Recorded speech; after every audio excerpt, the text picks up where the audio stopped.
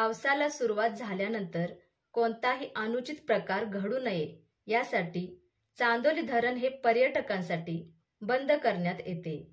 यंदा मान्सूनने 8 जूनलाच दमदार हजेरी लावल्याने मंगळवार दिनांक 11 जून पासून चांदोली धरण हे पर्यटकांसाठी बंद करण्यात येणार असल्याची माहिती धरण प्रशासनाकडून देण्यात आली आहे।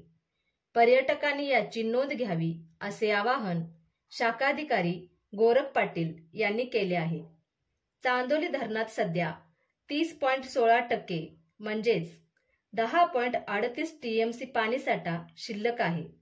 उपलब्ध पाणीसाठ्यापैकी 3.50 टीएमसी पाणीसाठा हा उपयुक्त आहे, म्हणजे अजून किमान 1 महिना पुरेल इतका पाणीसाठा धरणात सध्या उपलब्ध असल्यामुळे जरी पाऊस काही काळ लांबला तरी पाण्याची टंचाई भासणार नसल्याचे चित्र आहे।